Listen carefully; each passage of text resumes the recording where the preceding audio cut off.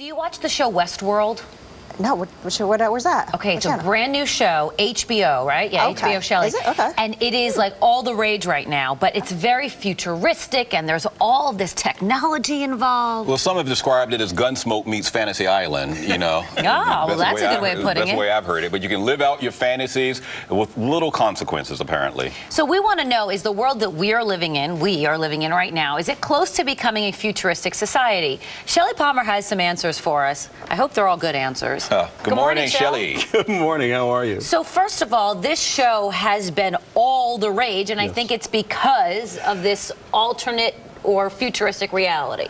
WestWorld is a phenomenally interesting show. It's based on a book by Michael Crichton from a long time ago, and most people remember the 1973 movie with Yul Brynner in it called WestWorld. But this series, which had its finale the other night for this season, has taken it to a whole new level because the hosts, or the robots that inhabit WestWorld, are so lifelike that you don't know the difference between the robots and people. And so you can do a lot of things with them. You can act out, when you say act out fantasies, they can be everything from high noon in the middle of the street shooting the robots, which you really feel are people, or let's just say everything else one could do with another person. But it's an amusement park, right? It is an amusement park. And of course the premise is that something goes a little bit wrong with the robots, and there's there are hijinks ensue when the robots and the people interact, and the robots want to be real people, and it's Pinocchio meets like AI. So in this case, the question is, how far are we from having real robots that look indistinguishable from people? That's the question I have been asked over and over again since the show began.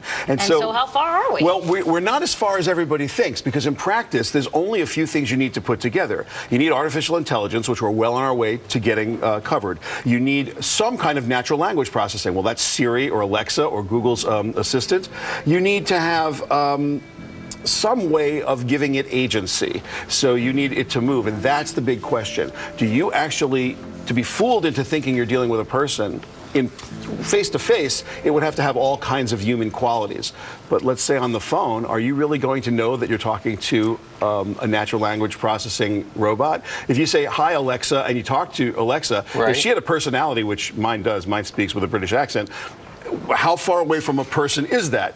And so when the augmented intelligence or artificial intelligence gets good enough so you can't tell the difference, where it passes what's known as the Turing test, well, that's the brains. Now we're just talking about the physicality of it. Okay, so this is family programming, so we don't want to get into this too deep. But one of the things that's in the show is the ability to have relations with the robot. That's true.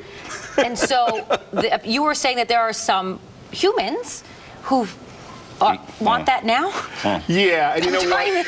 So in practice, we're not that far from the technology. There's virtual reality, which is used for gaming or anything else you want to use it for.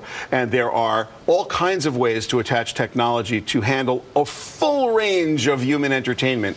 And so when people say, how far are we from WestWorld? My answer is, how incremental are we from WestWorld? Because a full robot, well, that may take us 30 to 100 years. But the things that people are looking for, we're here almost now, 3-5 years out. You'd be ready to be entertained at Christmas by things you think are lifelike. Well, HBO certainly does a good job. They know what they're doing. I mean, it's a hit. Game of Thrones, they're on the right thing. And robots are in. What's that show on USA? iRobot, which is huge also. Or Mr. Robot. Mr. Robot. Yeah, Mr. Robot is the show. iRobot's the movie. iRobot is the movie. Isaac Asimov, phenomenal. Look, here's the thing. Robots don't need to look like people to be very, very useful. Very useful. Shell, they're telling us we got to go because we have to talk about getting a good night's sleep and how it can... A robot could help you do that. He's got something for everything. Thanks, Shell. Appreciate it. And right back. You actually said that. I didn't say it. Shame. I didn't say it.